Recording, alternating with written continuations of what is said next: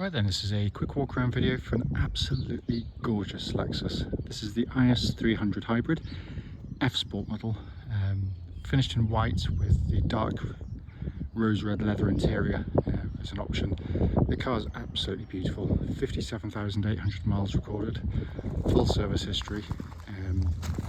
I'll go around the car as I always do. I truly believe that this car's aged so brilliantly, especially compared to its direct competitors. It's still an incredibly striking looking car. Front end, signature Lexus grille on the front there, absolutely really mean looking car. Lights and lenses clear and intact, front bumper generally very clean, likewise bonnet, can't see a stone chip of any note on there whatsoever. Near side of the car, beautifully smooth in the panels, no car parking dinks that are immediately obvious. Near side front alloy, very good indeed. Odd tiny little blemish, but took a minuscule. Side rear alloy, beautiful condition. Coming the back, again lovely and clean. Offside, driver's side, again as with the near side, absolutely crisp in the panel work there. Side rear alloy, again absolutely beautiful. The remaining panel work is truly lovely. It really is an absolutely gorgeous car, not just in terms of the look, but in terms of its overall condition there. Coming to the boot area now, good sized boot on the car, and as expected of a Lexus, it's been finished beautifully inside. It's in very good condition.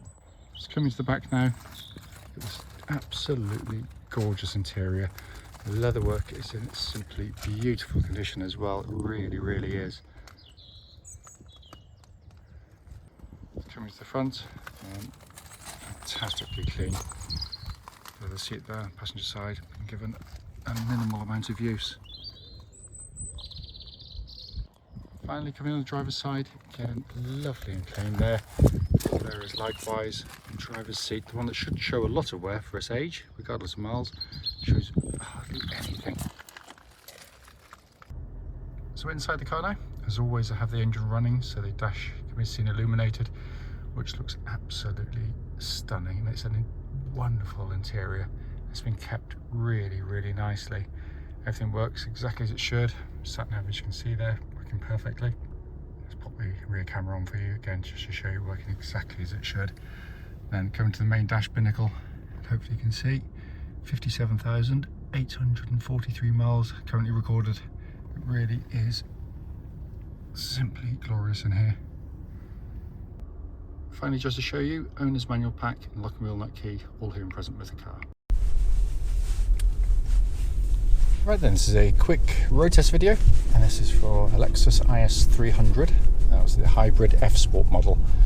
This car's registered WF13ONR and with a mileage of 57,843 recorded.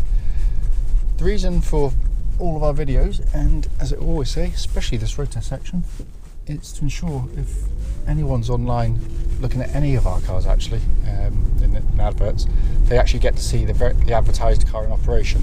The reason we feel it's important is simply because we know how frustrating it can be to go and see cars, travel a long distance only to get there and find out it's got an obvious fault that shows up when you drive the car. So hence that's why we do it. Also done on these very quiet country roads in this beautiful part of Gloucestershire, and this actually forms part of the road test route we take our customers on, and the hope is then it'll be representative of what you'd feel yourself should you be offered a test drive in the car. So coming to the car, very well looked after car. It's in lovely condition, as you know from the walk around video, and it drives as well as it looks. Get in the car, press the power button, car whirs silently into life. These are what are now referred to as self-charging hybrid cars. Basically what it means is you just run the car and own the car as a normal petrol car. You drive it, gets low on fuel, you put fuel in and off you go again. There's no plugging in, there's no range anxiety, there's nothing to worry about. It is, you know, if you're going from a normal engine to this car, there's no leap of faith. It's exactly as you'll have been owning and driving a car previously. The hybrid system is just genius. It's incredibly reliable over massive mileages. They always have been. It's a relatively small battery in effect, just to give you kind of a bit of extra oomph, better economy, and it does a brilliant job. The genius lies in the way it operates, because it is utterly seamless. It is borderline witchcraft.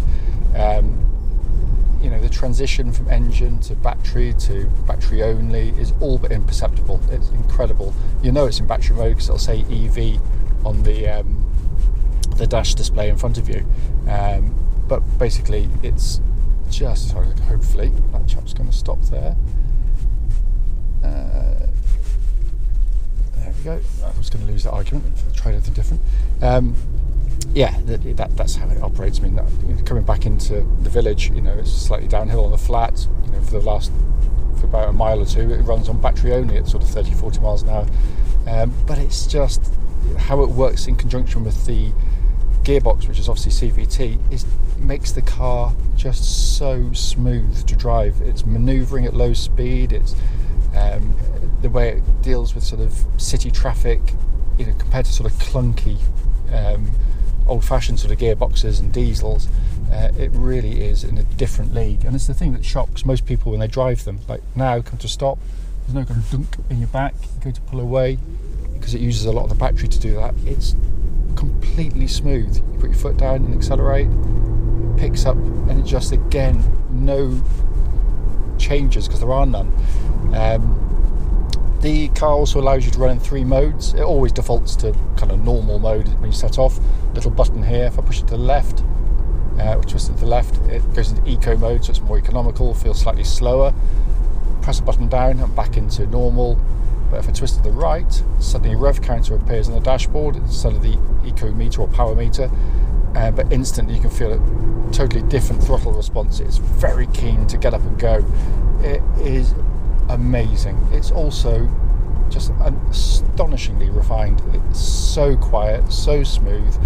As I said, you drive any of its competitors of a similar vintage and they really seem quite noisy, agricultural by comparison. They really do. Incidentally, there are no warning lights on the dashboard at all relating to the engine or any other part of the car, and temperature gauge is running at just under half, which is exactly where it's meant to on one of these cars when up to full operating temperature. Come to the steering and the chassis, which is, again, obviously it's a rear-wheel drive car, so naturally the steering should be good because you've got no drive shafts to kind of pollute the steering input. But the weighting's really nice. It's not, I hate cars with overlight power steering. This has got the weighting absolutely perfect. It's also very direct. Just turn the wheel, the car wants to move, but the chassis moves absolutely as one with the steering. So it's a car that, on roads you can have fun, on roads you don't know, you feel very confident indeed. You don't feel as though the car's going to sort of get away from you in that sense. But it is a lovely setup, it really is. And the chassis goes through the corners, it's so neutral, it's uses all 4 wheels really nicely. It's not nose heavy like some cars.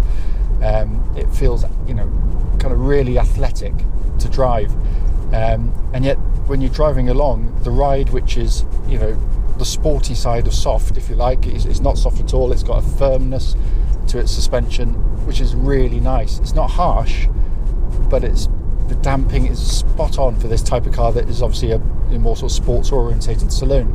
And as I always said, in this sector of the market, you've got a handful of cars, Audi A4, C-Class Mercedes, BMW 3 Series and some others, but in terms of prestige makes, certainly only the BMW in reality, which is a brilliant sports saloon and probably better in absolute extremeness than this car. But the flip side is this rides a lot better. It's miles nicer to drive than the Mercedes and the Audis of a similar class, in terms of kind of the involvement of the driver with the car, and it's also so much better built and more reliable than any of the aforementioned. Incidentally, steering tracks bullet straight. There's no vibrations, there's no rattles or clunks coming from underneath the suspension. It's also all in fine order. Just going to come to this braking point and leave it a little bit later because it's quite a sharp turn. Just the brakes are lovely, really well modulated, powerful. There's absolutely no pulsing or vibrations coming back through the brake pedal at all, so all in very fine order. Finally, coming inside the car, what a lovely place to sit. And again, you've got to pinch yourself. This is a 10-year-old car now, because it still feels so fresh, so modern, but a car that is different to anything else out there in lots of ways. You know, it's just how it looks visually when you sit inside the car. You know you're in something premium straight away. The build quality is astonishing. The detailing, the fit, the finish, the materials used, but also just the labelling of all the dials. It's you know, really is kind of the upper end of the scale in terms of, you know, how prestige cars should look inside. But it's all functional. You've got a lovely sat nav working perfectly. Separate heater controls down here, which I like, because I hate it having to go into kind of separate menus for things like that. Heated and cooled seats, which again working exactly as they should. And then in front of me, this very minimalist sort of driver pod, if you like, of, you know, your information. Currently in sports mode, so I've got the rev counter with the other gauges. So if I go back into normal mode, I've got the eco meter in the middle, or power meter rather. Button I love on this car, this one here. So when you press it, it all slides across, but it sounds like the doors opening in Star Trek. If you've ever driven one, you've got to listen to it. It is such a satisfying, nerdy sound. I love it. Then you've got this lovely leather-bound steering wheel, which, like the rest of it, is just, you know, borderline unmarked. It's absolutely stunning. I am biased, I readily admit it. I love these cars. There's very few cars I get into in this day and age where I genuinely feel quite special driving one. But also when you know you're something that's built out of granite, it's just so beautifully engineered. And quite often, you know, as with a lot of Japanese cars of its era, you know, the motoring press always had the German favourites, always went for the obvious choices, and completely missed the point of the car. I think this is aged in terms of looks. It's far more interesting inside and out than any of its competitors. They all seem really dull and conformist. But on top of which, you got a car that drives so nicely, but in terms of build quality and reliability, is in an absolutely different league to any of them. It's a wonderful car, absolutely wonderful car, which I cannot fault in any way driving it.